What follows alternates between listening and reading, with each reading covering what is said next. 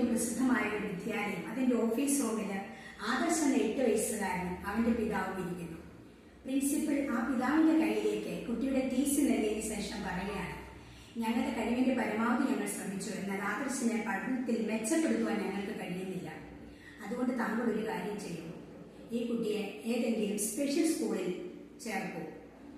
വളരെയധികം സമ്പന്നനായിട്ടുള്ള ആ പിതാവ് ആ പ്രിൻസിപ്പലിനോട് യാതൊരു മറുപടിയും പറയാതെ തന്റെ കുട്ടിയുടെ കൈയും പിടിച്ചുകൊണ്ട് ആ സ്കൂളിന്റെ പടികൾ ഇറങ്ങി തൊട്ടടുത്തുള്ള ഒരു വിദ്യാലയത്തിൽ ആ കുട്ടിക്ക് അഡ്മിഷൻ ലഭിച്ചു. കേവലം 2 ആഴ്ചകൾക്ക് ശേഷം തന്റെ കുട്ടിയുടെ പഠന നിലവാരം എന്താണെന്ന് അറിയുവാൻ ആ പിതാവ് സ്കൂളിലേക്ക് എത്തുന്നു. പ്രിൻസിപ്പൽ അദ്ദേഹത്തെ കണ്ടുടനെ ഒരു പുഞ്ചിരിയോടുകൂടി അദ്ദേഹത്തെ സ്വീകരിച്ചിട്ട് പറയുകയാണ്, താങ്കളുടെ മകൻ ആദർശ് നന്നായി ചിത്രം വരയ്ക്കുന്നുണ്ട്, അതുകൊണ്ട് തന്നെ അവനെ ചിത്രകല പരിശീലിപ്പിക്കുന്നത് വളരെ നന്നായിരിക്കും. അവൻ അറിയപ്പെടുന്ന ഒരു ചിത്രകാരനായി തീരുമെന്നുള്ള കാര്യത്തിൽ യാതൊരു സംശയമില്ല. ഈ വാക്കുകൾ ആ പിതാവിന്റെ ഹൃദയത്തെ ടച്ച് ചെയ്തു. അദ്ദേഹത്തിന്റെ കണ്ണിൽ നിന്ന് കണ്ണുനീർ വന്നു.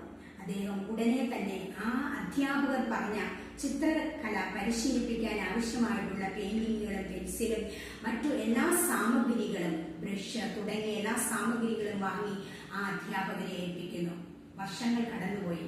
3 വർഷത്തിന് ശേഷം അവന് 11 വയസ്സ് പ്രായമുള്ളപ്പോൾ ഓൾ ഇന്ത്യ തലത്തിൽ സംഘടിപ്പിച്ച ഒരു ചിത്രകല മത്സരം ഉണ്ടായിരുന്നു. അതിൽ അവൻ വിന്നറായി തീർന്നു.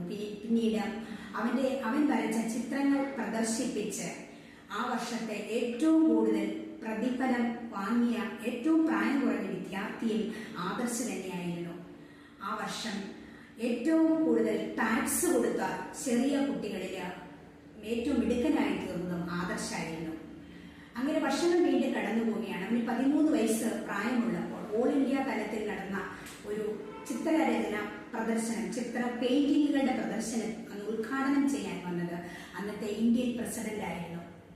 അവന് 23 വയസ്സ് പ്രായമുള്ളപ്പോൾ അമേരിക്കയിലെ ഏറ്റവും വലിയ കമ്പനിയുടെ തലപ്പത്തെത്തുവാൻ ഈ ആദർശ് എന്ന വിദ്യാർത്ഥിക്ക് കഴിഞ്ഞു. ഒരു കാലഘട്ടത്തില് ഒന്നിനും കൊള്ളാത്തവനെന്ന് മുദ്രയിട്ടുകൊണ്ട് അവനെ സ്കൂളിൽ നിന്നും പറഞ്ഞു വിടുമ്പോൾ, ടീസ് നൽകുമ്പോൾ ഒരിക്കലും ആ അധ്യാപകരോ ആ രക്ഷകർത്താവോ വിചാരിച്ചിരുന്നില്ല ലോകത്തിൽ അറിയപ്പെടുന്ന ഒരു വിദ്യാർത്ഥിയായി, ഒരു വ്യക്തിയായി ഈ ആദർശ് മാറുമെന്ന്. 2015 CNN എന്ന ചാനൽ സംഘടിപ്പിച്ച ആ വർഷത്തെ പേഴ്സണാലിറ്റി ഓഫ് ദ ഇയർ ഏറ്റവും നല്ല വ്യക്തിയായിട്ട് ആദർശ് തിരഞ്ഞെടുക്കപ്പെടുകയാണ് ഉണ്ടായത്. ഞാൻ ഓർമ്മിപ്പിക്കട്ടെ പ്രിയപ്പെട്ടവരെ, സ്നേഹിച്ചാൽ സ്നേഹത്തിന് എന്തു വൻകാര്യങ്ങളെയും ചെയ്യാൻ സാധിക്കും. നമുക്ക് ഒരുപക്ഷെ സ്നേഹമാണ് നമ്മളിൽ നിന്നും ഇല്ലാതെ പോയിരിക്കുന്നത്. നമ്മളൊക്കെയും നമ്മുടെ മക്കളെ വളർത്തുമ്പോഴാണ് അവരുടെ യഥാർത്ഥ കഴിവുകൾ കണ്ടെത്തുവാൻ പലപ്പോഴും നമുക്ക് കഴിയാതെ പോകുന്നില്ലേ? കുട്ടികളെ പഠനത്തിൽ അവരെ പഠനം അടിച്ചേൽപ്പിക്കാൻ ശ്രമിക്കുന്നതിന് പകരമായിട്ട് ആ കുട്ടിയിൽ അന്തർലീനമായിട്ടുള്ള കഴിവുകളെ കണ്ടെത്തി അവൻ ആഗ്രഹിക്കുന്ന തലത്തിലേക്ക് അവരെ നമ്മൾ ഡൈവേർട്ട് ചെയ്ത് വിട്ടാൽ ഏതൊരു വിദ്യാർത്ഥിയും ഈ സമൂഹത്തിന് പ്രയോജനമുള്ളവരായിത്തീരും. വിദ്യാർത്ഥികൾ മാത്രമല്ല, ഈ ലോകത്തിലുള്ള ഏതൊരു വ്യക്തിയും സമൂഹത്തിന്റെ മുഖ്യധാരയിലേക്ക് വരുവാൻ പ്രധാന കാരണം അവന്റെ യഥാർത്ഥ കഴിവ് വരുവാനുള്ള കാരണം അവനെ യഥാർത്ഥ കഴിവുകൾ കണ്ടെത്തി തിരിച്ചുവിടുമ്പോൾ മാത്രമാണ്. അതുകൊണ്ട് എനിക്ക് നിങ്ങളോട് ഓർമ്മിപ്പിക്കുവാനുള്ളത്, നമ്മുടെ കുട്ടികളുടെ യഥാർത്ഥ കഴിവിനെ കണ്ടെത്തുക.